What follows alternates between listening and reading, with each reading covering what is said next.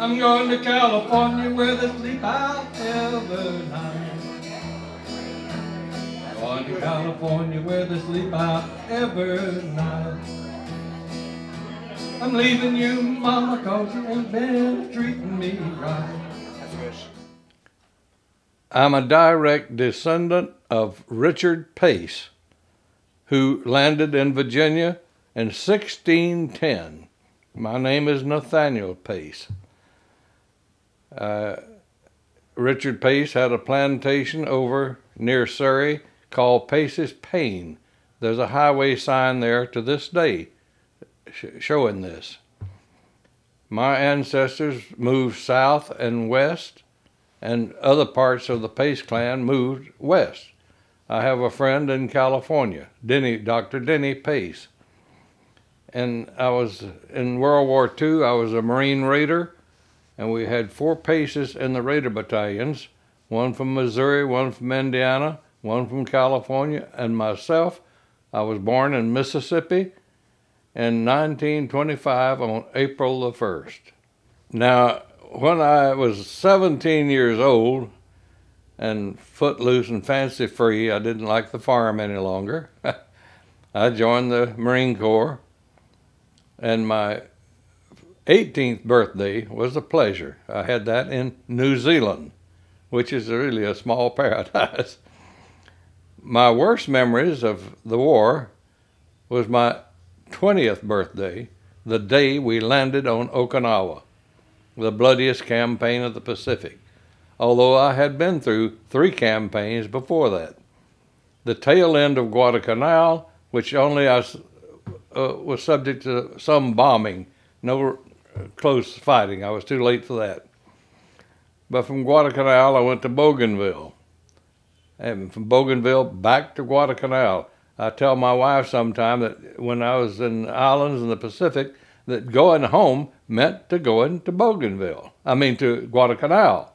That's where we went for training and regrouping.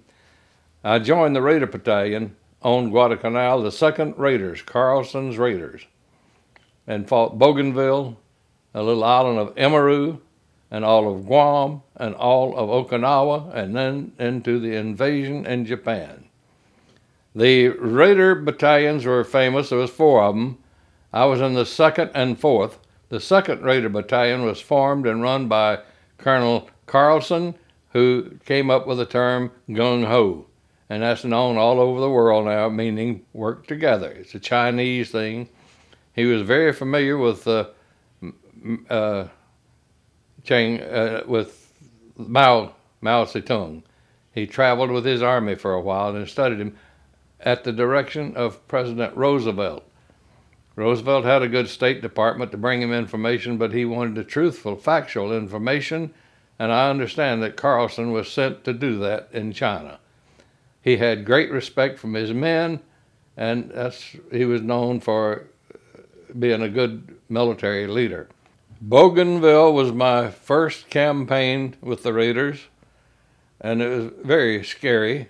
I was quite afraid, and I saw my first dead Japanese, and it was a shock. I realized, hey, this is serious business we're in. And one day, I was at the edge of a foxhole about 10 feet from another man, a friend of mine named Ford, and we heard the mortar go off, the Japanese mortar, and we knew how long it took them usually to land. We could count. We counted. It didn't go off. We figured it was a dud or went in another direction, so we raised back up.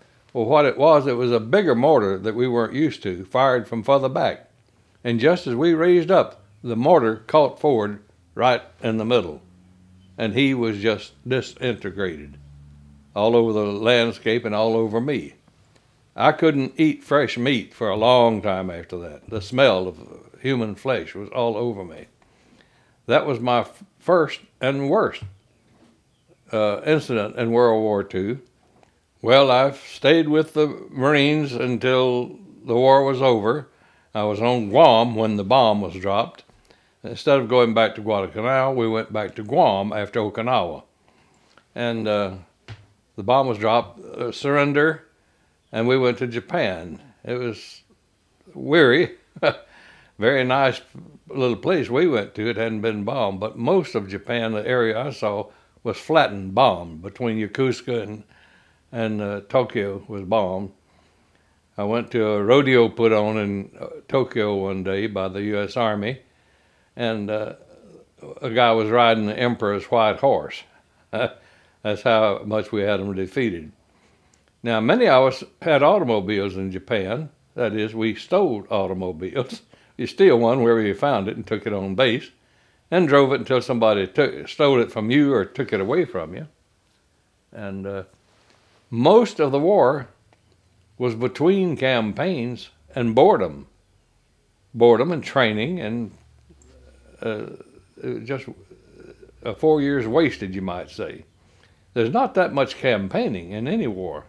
You can't just fight all the time. You don't last long that way. There would be a campaign and another one, but be a different group going to a different campaign. I had a lot of warfare, I think, but there was a lot more I could have had if I had been sent to the other islands. And I was happy to get home, to say the least, and get out of it, and I tended to forget about it. When I went to college, nobody mentioned the war. The war was over. You were no hero. Everybody knew somebody that was in it, so nobody was anything. I went, come back home, and didn't go home to Mississippi. I went to Washington, D.C., where I had a brother living, and then enrolled at the University of Maryland. They couldn't take me. I had no high school education. So I went to Upper Marlboro, Maryland, and took exams and passed them enough to entry into the college. And I went in for 4 years. I made good grades.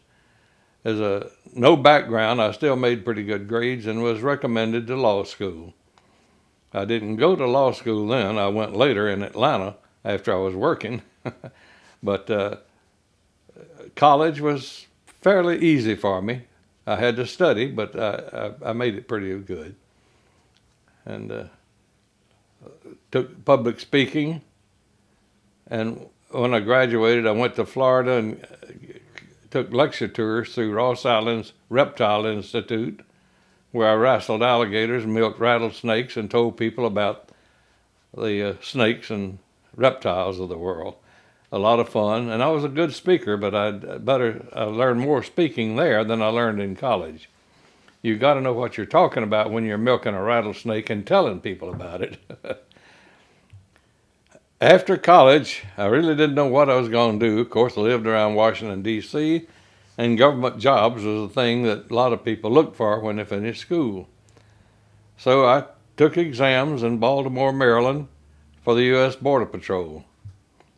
It was sometime later that I was called for it. I'd been to Florida working and been around when I got called to a point. And I was sent to my first duty station at El Centro, California. And I worked there for about 2 years at the little town of Brawley. And I transferred over to the coast, San Diego and Chula Vista. Better climate, better working conditions. And I taught pistol shooting primarily, and did other functions for the Border Patrol. I became a master pistol shooter. Was on a team of 4 men. They are all deceased but me. One died about 3 months ago here in Virginia. Okay, about the music. I took piano lessons as a kid and worked at it for a while. And my older brother, he's 8 or 10 years older than me. He's 94 now, lives in Tennessee. He taught me enough about the guitar I call it flogging a guitar and singing with it. And I grew up, any music I heard was on the battery-operated radio and church music. And I don't know when I got interested in it. I wasn't real interested in it. I didn't perform it during the war. There was no purpose in it. I didn't perform any in college. It was not a popular music, the music that I learned. And the big influence, of course, was Jimmie Rodgers. Famous Jimmie Rodgers, the yodeling boy that started country music primarily in this country. He was the leading record seller in the late 20s. He outsold everybody else in records. And I was amazed by his ability to yodel and tried that. And I've been doing it ever since. I'm going to California where they sleep out every night. Going to California where they sleep out every night. I'm leaving you, Mama, 'cause you ain't been treating me right.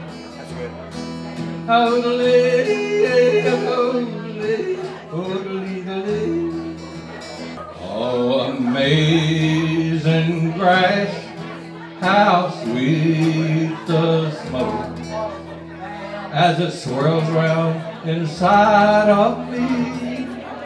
I was lost all alone, oh, but now that I get stoned, I got friends as far as I can see. Amazing grace all over the town. Every kid has his own private stash. Oh, the nards and that old judge, well, they sure do hold a grudge. And that lawyer got all of my cash. Oh, amazing grace, I know you will like. I made a plant in my neighbor's rose bed. Oh, the seeds I was told was like a full cold gold, mixed with some Panama red. Oh, amazing grace, you sure do have class. Though some folks say you're a sin, I have no doubt they're gonna let me out when the parole board meets again. I was impressed by World War II, seeing all the people killed, and it began to dawn on me that the killing is directed at young adult males. The Germans and the Japs, and looking back at World War I, at the numbers of British and French and Germans were killed, and instead of condemning war, I began to think, well, it's a human activity that's absolutely necessary. The killing of young males, the getting rid of them in some way. And I put this into a book called The Excess Male, and I wasn't published immediately, but I was after a while because I impressed the publishers with this new theory. In fact, they were worried and told me they hoped I didn't cause them to be setting up male killing stations all over the country. No, we do that in war, getting rid of the males. And it's ridiculous, but it's a thought to think of when you think of how many men are killed at war and how much wars have gone on over a period of time. And at one time, it was absolutely atrocious, the numbers of males killed, without there being any damage to the rest of the population as a rule. And that led to publishing The Excess Male. My singing, if I ever thought of being famous as a singer, was based on the fact that I'd use that to try to put forth the theories in my book. As far as doing human beings any good, was doing limiting the number of males born. Limiting the number of people born, period, is, I think, an absolute necessity. My name is Nathaniel A. Pace. I was born in Mississippi in 1925 on April the 1st. I've been known as an April Fool for 86 years.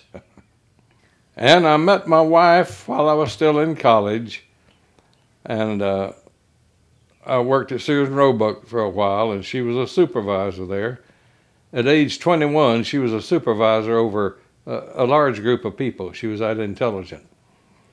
We got married and been married now 63 years, going on 64 years. We've lived all over. We raised 2 boys, and everything's been good. She's a very good cook, and that was my big trouble. Very good cook. But I've had a good marriage, a good home life. Yeah, thank you. Jumped in the river, but the doggone river was Ocean long, ocean long,